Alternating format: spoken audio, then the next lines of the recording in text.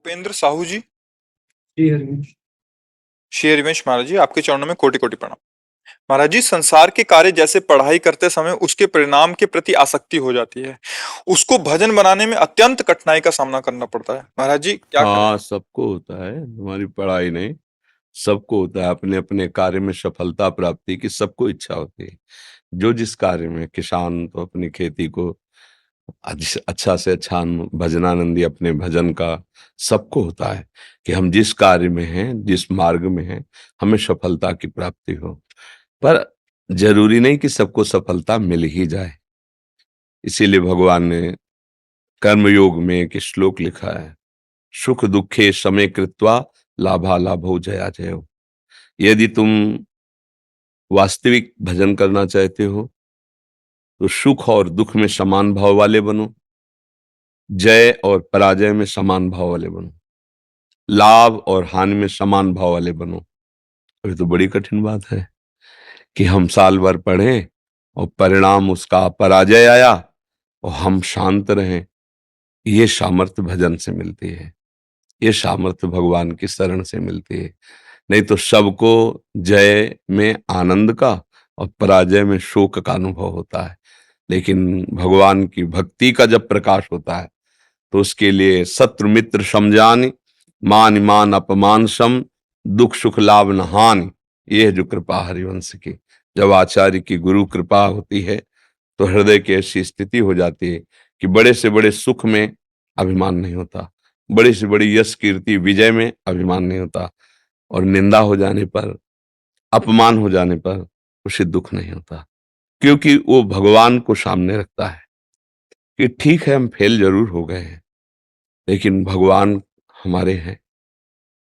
हम अगले वर्ष और प्रयास करेंगे, जो हमसे त्रुटि हुई है उसको हम दूर करेंगे, प्रमाद रहित होकर फिर पढ़ेंगे, फिर हम पास होंगे। और ऐसा नहीं है कोई बराबर परास्त ही होता रहे, ऐसा भी नहीं। प्रयास से, पुरुषार्थ से सफलता भी मिलती। कभी कभी हमारा पूर्व का पाप इतना प्रबल होता है कि पुरुषार्थ को रौंद देता है। चलो, एक बार रौंद दिया, दो बार रौंद दिया, पर हम हर बार प्रयास करेंगे। एक संत पेड़ के नीचे बैठे थे और वो निराश हो गए थे। जैसे पढ़ाई तो एक बहुत साधारण विषय है, असाधारण बात है भजन करना, निरंतर मन को प्रभु में लगाना। इससे बड़ा कोई काम नहीं। आप लोग देख लीजिए, घंटा दो घंटा लगाने के प्रयास में देखो क्या हालत करता है मन। फिर कोई भोग नहीं भोगना आजीवन, मनोरंजन नहीं करना, कोई रिश्तेदार नहीं, कोई नातेदार नहीं, कोई प्यार से बोलने वाला नहीं, उस दशा में मन को प्रभु में लगाना। तो कई बार वो परास्त हो चुके थे विषय से, तो उन्होंने निश्चय कर लिया था कि अब शरीर छोड़ देंगे हम। तो ऐसे बैठे थे तो देखा एक चींटा चढ़ रहा है, फिर गिरा, फिर वो चढ़ना शुरू किया, थोड़ा ऊपर फिर गिरा, एक बार चढ़ गया। तो उन्होंने कहा, भगवान मुझे शिक्षा दे रहे हैं स्वरूप में कि इतने बार गिरने पर भी ये चींटा प्रयास नहीं छोड़ा, तो मुझे अपना शरीर नष्ट नहीं करना चाहिए, मुझे फिर प्रयास करना चाहिए, इंद्रियों पर विजय प्राप्त करके भजन करके भगवत प्राप्त। और वैसा हुआ, वो आगे निकल गए। तो हमें निराश तो नहीं होना चाहिए, पर स्वाभाविक साधारण नियम में सबको होता है, पराजय में निराशा और जय में हर्ष होता है, अभिमान। संत में, भक्त में या भजन करने वालों में ये सामर्थ्य आती है भजन से कि उसे सह जाते हैं, दूसरा कोई नहीं सह पाएगा, टूट जाएगा। हमने रोते देखा है, बड़े बड़ों को रोते देखा है कि वो बहुत विजयी रहे और अचानक चूक में परास्त हो गए। वो कि जीना मुश्किल है, मुंह कैसे दिखाएं। मतलब ग्राम के प्रधान रहे या कोई तो अब मुंह कैसे दिखाएं, क्या करूं, मतलब नहीं नहीं, ऐसे एक खेल है, सर्वत्र विजय तुम्हारी ही नहीं होगी। अब ऐसा नहीं है कि कोई सर्वत्र विजय ही पाया हो, पूरा इतिहास साक्षी है। एक बार अगर हार हुई तो एक बार विजय हुई, एक बार विजय हुई तो हार हुई। तो इसलिए हार और विजय को इतना महत्व न दे, अज्ञान में हम दे देते हैं कि हम अपने प्राणों को भी। ऐसा नहीं, प्रयासरत रहिए। छोटे छोटे बच्चे, समझ ठीक है नहीं, मान लो फेल हो गए, अब माता पिता आशा रखे थे कि पास हो जाए और बड़ी बड़ी फीसें दी। अब जो देखते कि तो उसको प्रोत्साहन देना चाहिए।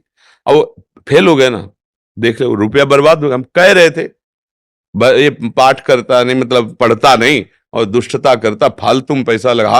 अब वो वैसे ही मतलब हारा हुआ है, और वैसे ही माता पिता ने, और अब वो ऐसे बच्चे फिर क्या करते, कोई रास्ता नहीं दिखाई देता। चार उनके मित्र उपास हो गए, घर में आता है तो क्लेश, बाहर जाता है तो जलन, तो लगता है फिर उसको एक ही रास्ता दिखाई देता है। ऐसा नहीं होना चाहिए। बच्चों को बलवान बनना चाहिए। एक बार हार गया कोई बात नहीं, फेल हो गया, अब मैं और मन लगा के पढूं, और माता पिता को प्रोत्साहन देना चाहिए, कोई बात नहीं, और हम अच्छा ट्यूशन लगवाएंगे और प्रयास करेंगे। अब बिल्कुल उस समय उसको संभालना है। पर अज्ञानी जो माता पिता होते हैं उसको ऐसा तोड़ देते हैं कि वो फिर एक ही रास्ता उसको लगता है। अब वहां मित्र उपहास करते हैं, स्कूल जाता है तो मित्र उपहास करते हैं कि मैं तो अगले क्लास में चला गया, पास हो गया, ये तुम फेल। और वहां उसको ये, घर में उसको ये, और मन वैसे ही पर, तो वो फिर रास्ता ही नहीं चुन पाता कि क्या करूं, जीऊं या शरीर को। तो मुझे लगता है बच्चों को भी प्रोत्साहित होना चाहिए, और घर परिवार वालों को भी प्रोत्साहन देना चाहिए, जैसे पढ़ाई में या किसी भी विषय में। अब मान लो पति है, व्यापार नौकरी में कहीं हानि हो रही, पराजय हो रही, तो पत्नी को चाहिए प्रोत्साहन देना चाहिए।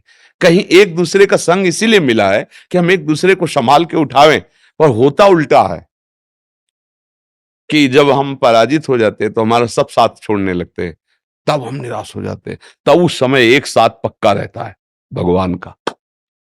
अगर वो साथ लिए हो तो बाजी जीत जाओगे, अगर वो साथ नहीं तो फिर निराशा आ जाती है, फिर निराशा आ जाती है। इसीलिए हम कहते हैं जैसे भी, जो भी हो, जो भी कर रहे हो, राधा राधा नाम डाल लो, राधा राधा बोलो, भगवान का आश्रय ले लो, वही संभालने वाले हैं।